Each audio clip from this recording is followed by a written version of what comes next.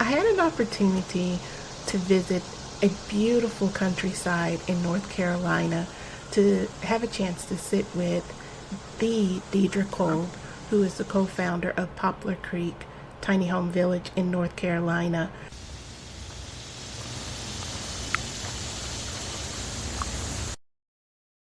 Hi everyone, it's Cynthia Nevels from Tiny Renaissance Homes. I'm so excited to be in North Carolina. I told you all I had a surprise for you. I am here with the one and only Deidre Kolb, the co-owner of Poplar Creek in North Carolina.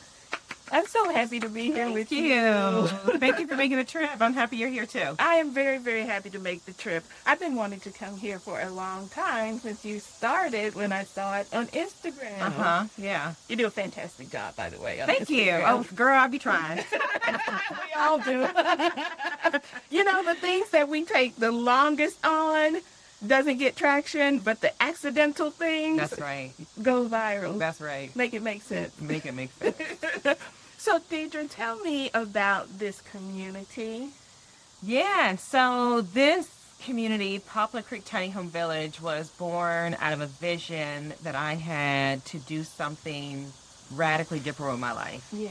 And I always had loved real estate. I always had loved the idea of development and construction, and I always loved the idea of tiny houses. And when I made the decision to step away from my corporate job 2.5 years ago, all of the pieces of the puzzle just started to come together. And it convalesced in a way that allowed me to pursue what is now Poplar Creek. We found the land, we found the contractors, I had the vision, and, you know, the gumption to kind of just push forward, even though I didn't really know what I was doing. But I knew that I wanted to create community, I knew I wanted to create impact, and I knew that affordable housing, sustainable housing, all of that is such a huge need in our country right now, and there's so many people that are embracing a different way to live, and I wanted to be a part of that. So that's how this place came together, and we're really excited about all the residents who've decided to call it home, and we're also excited about our expansion into phase 2. So, yeah. We're going to talk about that in a moment. Okay. Okay, so your story sounds so familiar because there are so many women who reach out maybe to you and I who are saying, I want something different. Yeah. They have been power players in corporate. They have either owned their own business. They've been type A, moving and grooving and shaking. And now they're like, I'm over it. Yeah, I've hit a wall. Yeah. Burnt out. Burned out, yes. Some of them are just looking for the quiet life, the soft life. Some of them are looking for investment opportunities. And so this for you is an investment opportunity. Yes, yeah, for sure. So I needed a way to help supplement and replace my corporate income. Yes. You know, we're still working towards that. Yeah. But definitely being able to earn a living doing something that fills me up versus drains me is hugely important to how I just want to structure and live my life. Yeah. And when I hear from women who are kind of in a similar position that I was in, I always tell them, first off, you are aware that you need a change in your life. That's like the first step, being aware and then being willing to do something about it. That's really the hardest part, is to kind of wrap your brain around the fact that, wait a minute, I don't have to continue if I'm not happy in the way my life is going. And you just got to find what lights you up, and whether it is creating enough passive income so that you can live that soft life, or whether it's getting your hands dirty and being involved in whatever next stage or next venture that you have. People have to find out what speaks and what works best for them so that they can start to integrate and then take that next step to build that life that they want to live. I love that. And I think you said something that's so critical, and that is do something. Do something. Yeah. You got to take inspired action. You can't sit around and dream about it. You can't wish and hope. All that is great. You know, visualization and kind of thinking about how you want your life to look and feel is amazing. I think that's really important in the process. But if you don't take action, you're not going to see any change. That's right. That's right. So today we're going to talk a little bit about taking action and a bit from a business perspective and what that means. Alrighty, so you guys stay tuned to this part where we talk about the business aspect of building a tiny home community. Okay, so we're going to talk about three things as it relates to the business aspect of developing real Mm-hmm. estate. Mm-hmm. Number one, developing real estate in a rural area. Mm-hmm. Number two, developing real estate as two black women Mm-hmm.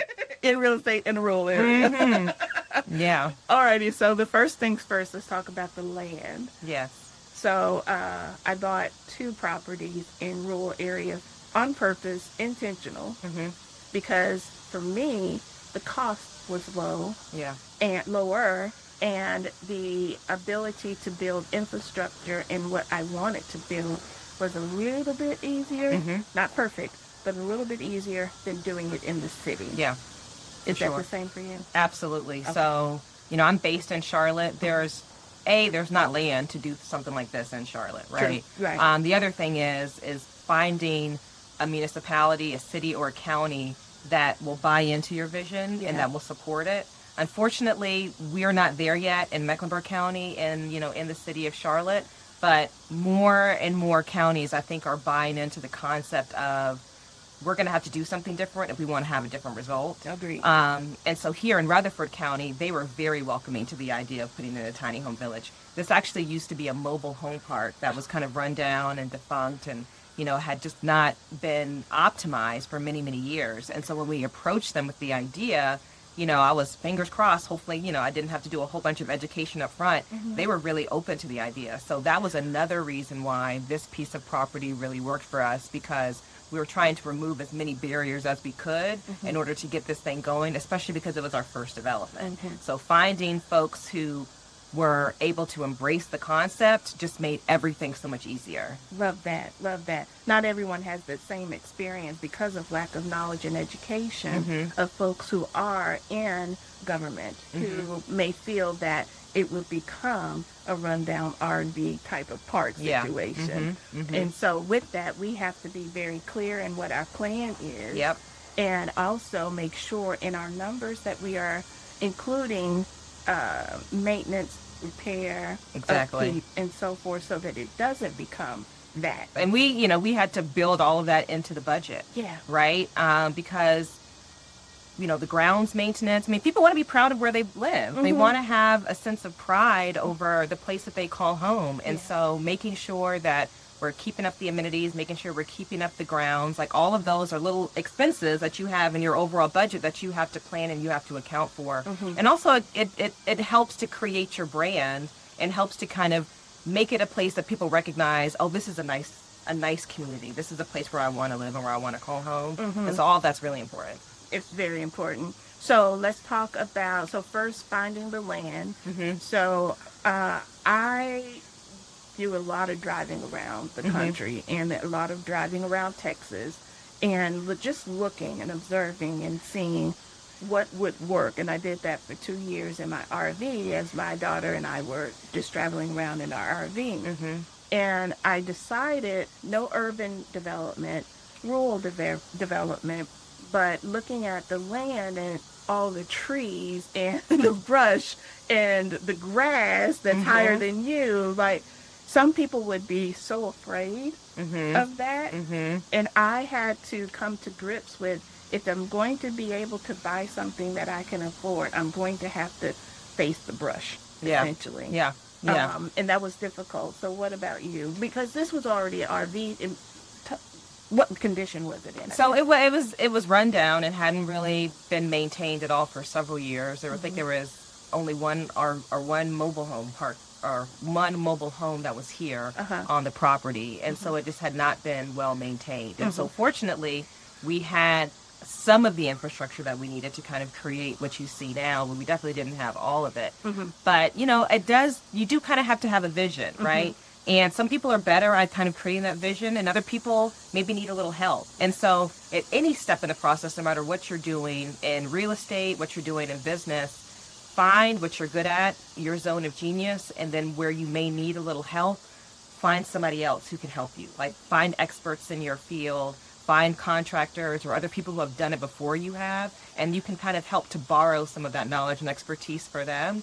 But definitely having a vision of what you want to create is is key. And then figuring out, okay, so can I apply this vision to what I'm looking at here? Now that takes a little bit of skill, that takes a little bit of experience, but it's definitely not anything that people can't get over and they can't, figure out how to do. A little work on the computer, a little work on Google, a little work calling downtown. Exactly. Asking all the questions, and I know I'm going to get on your nerves, but it's okay. That's what you're here for, Mr. County employee. So yeah, I'm helping keeping you gainfully employed. That's right.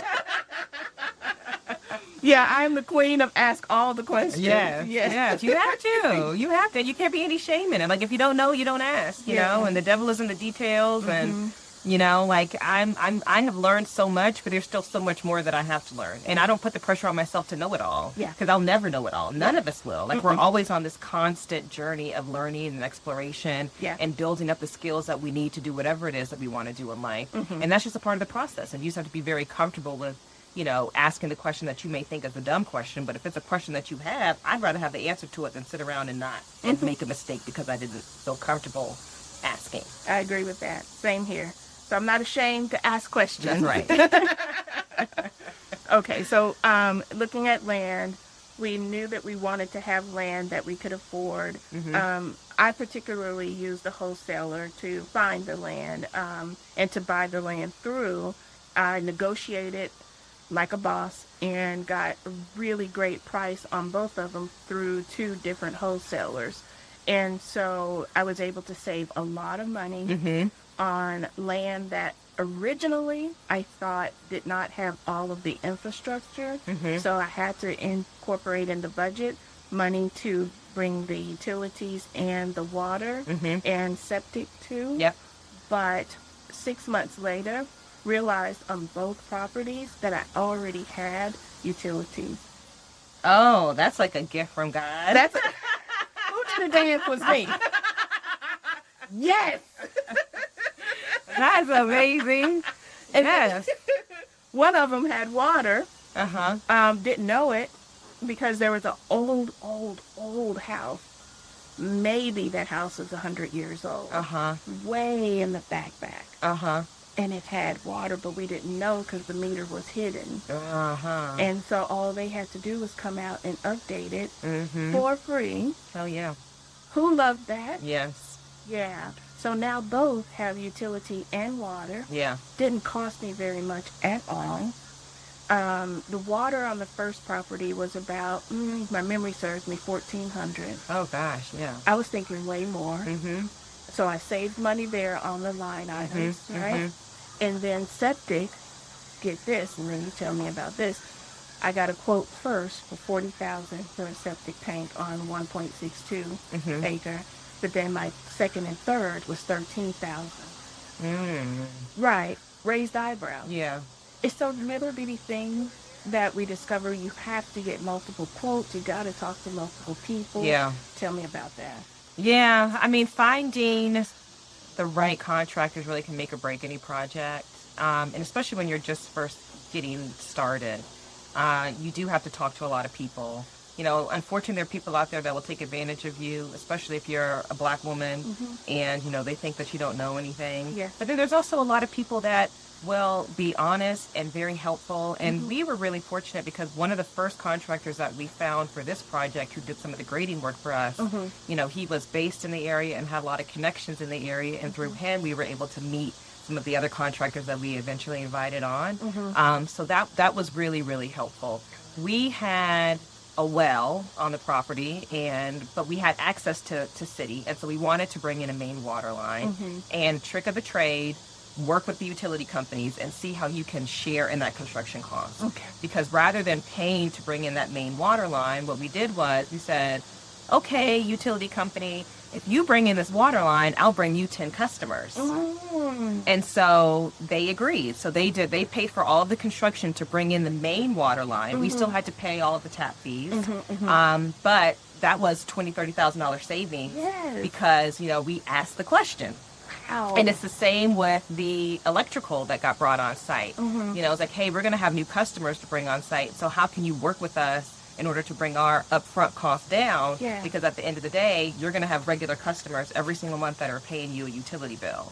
So we were able to save a little bit on both our water infrastructure and on our electrical infrastructure. As far as our septic, fortunately, because this was already operating as a park, there were 5 tanks that were already on site. Wow. So we had them inspected. We worked with the health department to make sure that they would fill or work to fill for the capacity that we were going to have for the homes that we were bringing on site. And so rather than putting in a new septic system, which would have cost us about $40,000, we were able to utilize the existing septics that were already on site and just had to kind of reroute the homes so that they fed into those tanks. Yeah. And so that was another big savings. And so, but initially, one of the engineers that we worked with was really against the idea of using the existing tanks because they are old. This park was built in the 70s. And they were saying, well, we don't know if this is going to work. We recommend you putting in a whole new engineered system, which again would have cost a lot of money. And I'm sure that would have worked out fine if we wanted to pay an extra $40,000, but kind of asking more questions and getting more people involved, you were like, well, wait a minute, we don't really have a need to do that. And we also have areas where we can repair if something happens with the existing septics that are on site. And so we decided that that was money that we could save and put in other parts of the project. And so it's important to talk to people, you know, get multiple inputs and multiple quotes, and then figure out kind of based on what you know and what you don't know, kind of what's going to work best. And again, sometimes it's a balancing act. You don't always make the right choice, but you have to make the best choice that you can with the facts that you have at the moment, and then trust that that's right. But then also be prepared and have contingencies, you know, and have money set aside in your budget for overall maintenance when things don't go right, because they won't go right. That's just a part of life. Yeah. Any type of real estate or construction. Exactly. Or you're going to have contingency. Exactly. Yeah. We recommend maybe about 10 to 20%. I don't know if you feel okay. That's yeah. All right, good. Perfect. This is good. Now we're going to talk about funding. So this is good. So we've talked about, you know, the development itself. We've talked about budgeting, contingencies, infrastructure, which can cost a lot depending if you're building in rural areas. So now we'll talk about funding. Yeah. Funding a new project, number one. Yeah. So my process it's been all my capital thus far. Yeah. Now, this is very common for African American women to not want to take on debt for fear that they may not be able to overcome that debt. Which is very real, so I respect it. So a lot of times we will use our own real liquid capital to invest, but when the money runs out, the money's run out. It's gone. Yeah, it's gone. And if you're not finished with your project, you're basically screwed. Yeah. So I am in the process of opening it up to outside investors of people that I know. Yeah. That may want to bring in small amounts of cash just to finish it out, so it's not all my capital. Yeah. But it's also the sharing of the opportunity and the community, because some of them may put a home there too. And so that's where I am with that, is not solely just depending upon my own capital and not going into significant debt that I'm not ready to take on just yet. Yeah. But there's money out there, whether it's USDA funding or other. You just have to search for it and know how it works. Yeah. So talk to me about your journey on that. Yeah, and that is really kind of a big piece to it. And, you know, unfortunately, working with kind of larger institutions is hard, especially as an emerging developer, especially as a new business owner, especially as a person of color. Yeah. That has been really challenging. I'll be completely upfront and honest about that. So we did the same thing. We self-financed this first phase of the project. We did get a mortgage on the land itself, but when it came to all, building all the infrastructure and doing all of the work, like that was all self-funded. All right. Now for phase 2, our approach is that we're going to get a loan, a construction loan for that. Will. But, the problem is, at least working with some of the larger institutions, like we're viewed as a startup. Yes. So we're more risky. Yes. Like, do you guys really have the experience to get that done? Even though we have a proof of concept that we've done phase 1, it's operational, it's profitable. Yeah. It's still kind of a huge barrier to kind of get into some of these larger institutions. Yes. And so my advice would be work with smaller credit unions. find a broker who specializes in doing real estate deals, because they're going to be the ones that have the knowledge about those USDA products, about those SBA products, if those apply.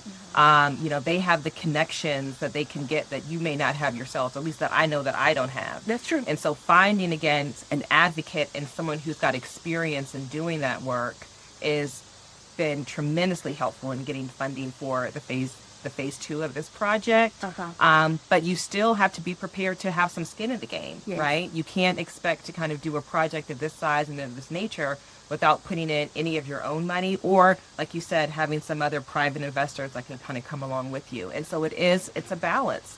And there is an entire industry that just focuses on how you capital stack and equity stack real estate deals.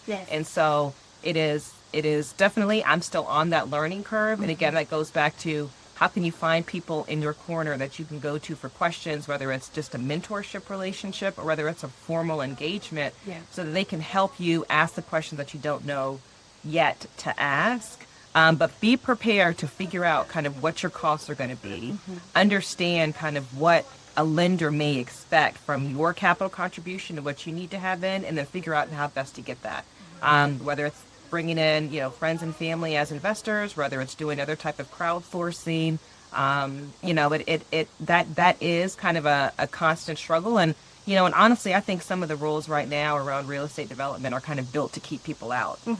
Some of the requirements that some of these larger institutions have on liquidity, it's because they, not really to protect risk, because there's not that much risk. It's really just to kind of keep it, a small network of people who are able to kind of make the money, and everyone else is just kind of left out.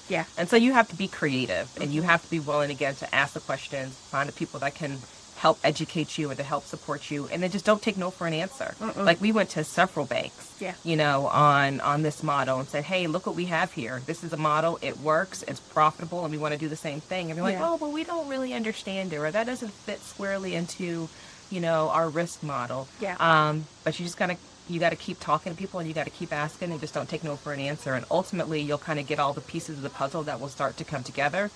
It may look very different than you originally thought, but you got to be persistent, and you got to be resilient, and you can't just, if someone says no and say, okay, well, I guess that's the end of it. That's not the end. That's not the end. No. I love what you've said, because it's very, very true. I do believe that the industry is used to operating and working with who they've always known in real estate. And now here we come. Watch out. With our locks and nuts. That's right. Zero experience, but we know what we're doing. And so we're changing the game, and that's quite all right. We're fine with, leading the charge when it comes to saying, no, we know what we're doing. You can be safe and taking the risk on this idea, because somebody has to house the people. Exactly. And we're not going to solve this housing crisis. We keep doing the same thing that we've been doing for the last 30 to 40 years. And overcharging. Exactly. People can't afford it. They can't afford it. Interest rates are too high. Inflation is too high. People are feeling the squeeze. And that's why I really do believe we're going to see more and more adoption of models like this, and more communities, infill communities like this, because it's a smart and affordable way to house people. But it's going to take some time to get there, but the shift is definitely happening, and it is not too late for people to jump on this bandwagon, to create wealth for themselves and their family, to create freedom in how they spend their time. And if it's something that people have a genuine passion and interest for, there is room for you in this market. I agree with that 100%. Freedom. I want to talk about that, because with these types of passive income deals and opportunities, there's opportunity, to build wealth over time. This is what we call patient money. Yes. Say it again. Patient money. Yeah. You got to be built for that. I'm sorry. It's not a get rich quick scheme. I'm sorry. No, ma'am. So you got to be patient. And the other piece to that is, with that patience, over time will come freedom. I'm teaching my daughter, who's 17, about that freedom, and and sacrificing now Mm-hmm. by investing what you have for the future so that we can travel around in an RV, live without any bills, any major bills, Mm-hmm. save whatever it Yeah. is that I'm generating through contract consulting work and serving my clients virtually. Whereas then I can invest it in things like this Mm-hmm. that will pay off in the future. Yeah. Whereas I can travel around the country and meet people like you Mm-hmm. to talk, and I don't have to get back to work on Monday. Yeah. That's Yeah. freedom. That's freedom. Yeah. And I think that's what most people are looking for. They're looking to feel that all of their time and energy isn't tied up doing the things that they don't want to do. Yes. And they're finding themselves spending all of that energy on the I don't want it versus the energy on what lights me up. Yeah. And it's a balance. It takes time to Yeah. kind of create that safety net and that confidence in yourself to kind of bet on yourself. Yeah. But you can do it. Everybody can do it. You know, I would say for people that are kind of trying to figure out a way to create some passive income, find what lights you up and then just take a baby step in that direction. Just explore it, research it, get comfortable, and kind of you don't have to have everything figured out. Yeah. You just have to figure out what the next step is. And a lot of times when you kind of take that smaller approach, even though you're taking small steps at a time, it's big leaps, you know, in the grand scheme of things. Mm-hmm. And, you know, even though I worked in corporate for 15 years, you're not going to catch me behind a desk at a job Yeah. anymore. Yeah. And I was not the person who wanted to be an entrepreneur at all. Mm. I was like, give me that paycheck every Yeah. 2 weeks. Yes, ma'am. And thank you. And I was like, you want to do what now? But, you know, I really have found that you step into the version of yourself that's required in the circumstances. Okay. Whether you're going through a hardship or whether you're going through a period of expansion, you become that version Yeah. who can hold and obtain all of the things that you want to obtain. Yes. You just got to keep the right mindset. You got to keep the faith, and you just got to keep moving forward. Yes. At 100%. Mm-hmm. Mindset is everything. Mindset, and then I'll add wellness, which did some research on wellness Mm-hmm. and how people find that living in a minimalist lifestyle and tiny communities and spaces that are serene, filled with green, maybe even hosting events and activities centered around wellness is $1.42 trillion in 2028, which is Mhm. only 3 years from now. Mm-hmm. Like, my mind was blown. Yeah, yeah. It's crazy how the industry is growing, but I think at least what I take as the bigger message behind that is people want to be more intentional Yes. about their life, how Yes. they spend their time, and about their surroundings. That's right. And, you know, we kind of saw a little bit of this when the bubble bursted, like in the Airbnb market. Yes. And, you know, all of a sudden people had bought up all of these Airbnb properties and, Yes. you know, for a while they were super profitable. And then all of a sudden there was this dip. Yeah. Or there wasn't a dip in housing that provided experience. Yes.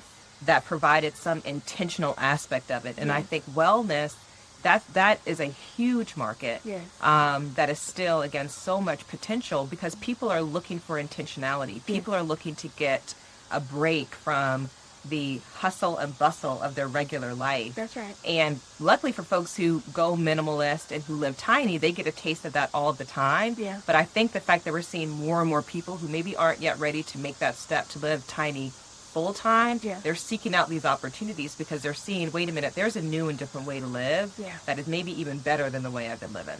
And so that, you know, that's really exciting. Yeah. But I think it goes back to people are intentional with kind of how they want to experience their life. And whether that's a short term or a long term, we're not going to see that slowing down anytime soon. I agree with that. Because people are sick and tired. Yeah. And they're looking for something else. And I think you hit the nail on the head. And you got in at the right time. Mm-hmm. Mm-hmm. The right time. And so for those who are looking at what's next for them, we'll talk about that in just a moment. Okay. Okay, so we're coming in for the home stretch here. I'm loving this conversation because I have so many women who reach out, men and women, Mm-hmm. who reach out to me and ask how. Mm-hmm. How did you do that? How are you doing that? They have many questions. Yeah. They're very interested. Mm-hmm. Some people may not be financially ready. Some people may not be physically ready. Some people aren't sure. You know, this is scary. Let's first say this is not easy. We may make it look easy. Yeah. But it's not easy. We Yeah. have to figure, as we mentioned, all these things out. Mm-hmm. So there's lots of questions of the how-to. Yeah. But I'll talk about 2 challenges that I've had. When you're using your own funding, that means that you're taking money from someplace else, like retirement. Mm-hmm.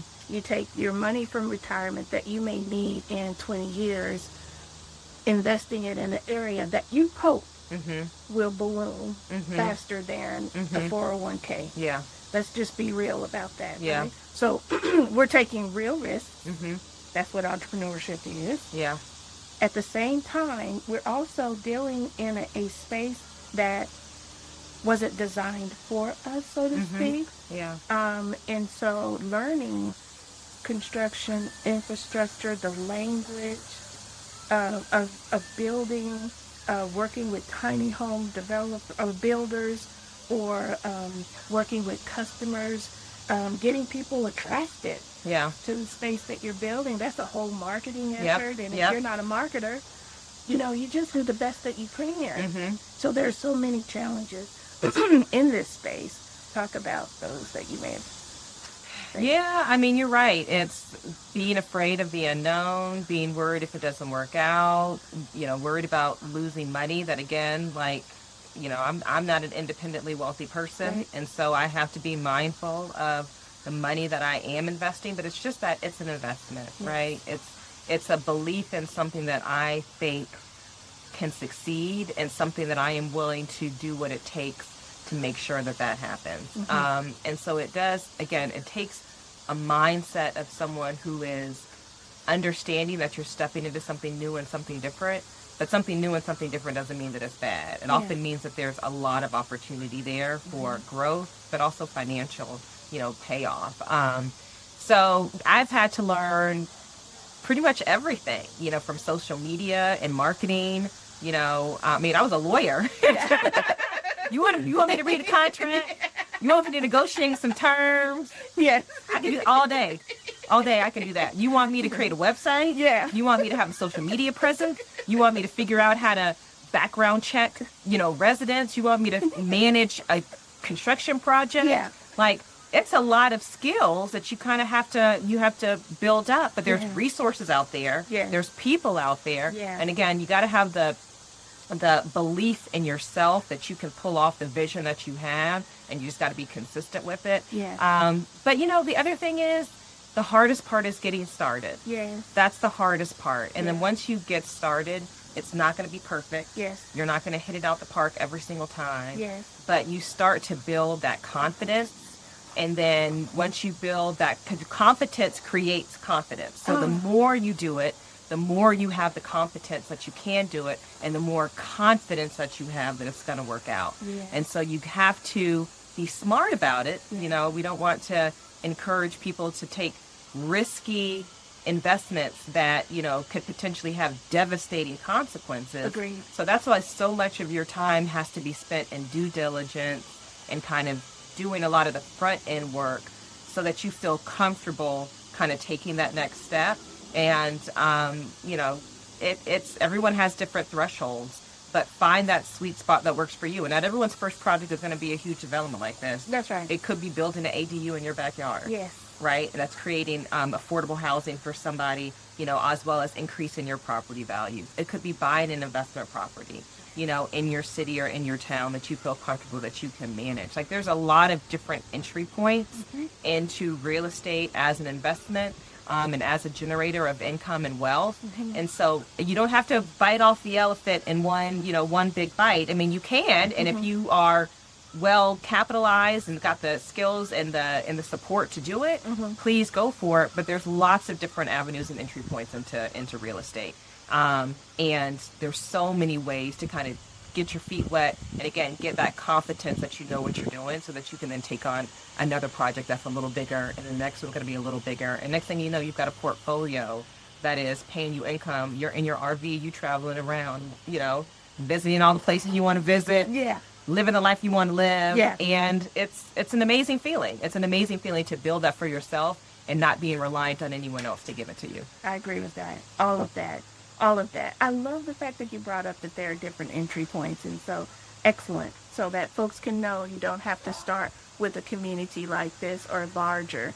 Start where you are. Mm-hmm. Just start. Yeah, just start. Just start. Yeah. And so one thing I love as we round out here, that each time that I've reached out to you on Instagram, cheering you on, number one, because I'm so thrilled for what you're doing, history making. But the other thing is that you always answer. Yeah. And we were communicating back and forth. We talked last year, Mm-hmm. and I said, we're going to do something. Yeah. And we're going to talk. I needed to get a little further along in what I was doing. And you always said yes. And so to me, I want folks to understand that you just have to ask and reach out. And maybe it may take 2 days. It may take 3. Be patient, because folks like us will be willing to help you, share, inform, consult, to help you achieve whatever it is that you want to achieve, because we have to help each other. Yeah. You can't do it alone. We can't. You can't. I forgot what the exact saying is.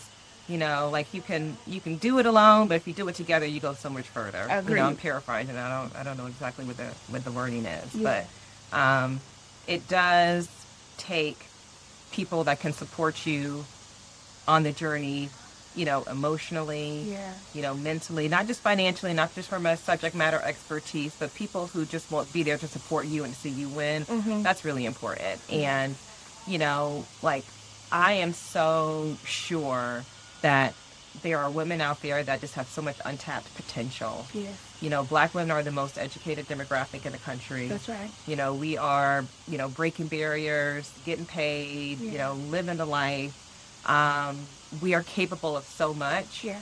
And so if there is a spark or this desire to do something and to expand in a direction that maybe feels a little uncomfortable, like if there's anybody who can do it, Black women can do it. Guaranteed. And we are always here to support one another, because when one of us wins and one of us shines, they're just paving the way for all of us to follow. And I think that's really, really important. And so I'm always happy to see what you have going on online. Thank and, happy to cheer you on as well. And to find that community of people, because right now it's still pretty small, but we're growing. And the more that we do interviews like this, the more your community comes together, the more my community comes together, like the more people can actually see, oh, wait a minute, that's possible for me. That's what we want. We want to show what is possible, and the next person is going to come out and is going to blow both of us out of the water with what they create. Yeah. We're going to be like, oh my gosh, wow, look at her. Look at her. Look at her. I love that. Yeah. I got chill bumps when you said that's possible. Yeah. Because sometimes we don't think or feel that it is. Yeah. Yeah, I love that. Thank you so much for taking the time. Thank you. I'm so glad that you came up. I'm so glad that we're here. I'm so glad we're having this conversation. So thank you. Thank you for what you're doing. And thank you for creating space to have these conversations so that people can see themselves in it. And realize that, they are the ones who are in the driver's seat of their own life. And again, it comes down to making the decision to do something different and then taking that action in that direction. Agreed. And so you are providing a platform for women to see what's possible for them. So thank you for coming here. I take that to my heart. Yeah. I appreciate it. All right. That's good. Thank you. Okay. On my plate. What? Yeah, that's well, he's a butterfly blessed. I'm glad they're doing their thing. All right. Hi, I'm Deidre Kolb. I'm the co-owner and founder of Poplar Creek Tiny Home Village here in Rutherford County, North Carolina. And the 3 tips that I have for someone looking to get into real estate, the first is find your niche, whether it's investing, building, or development. Figure out how you want to enter into this new area. The second is do research and your due diligence. Do as much as you can research on your own, whether it's online or talking to people, so that you can get comfortable on the questions that you need to ask to move things forward. And third is to find a mentor or to find an expert who's done the work in your space that you can help to follow, that can help light the path and follow along your journey.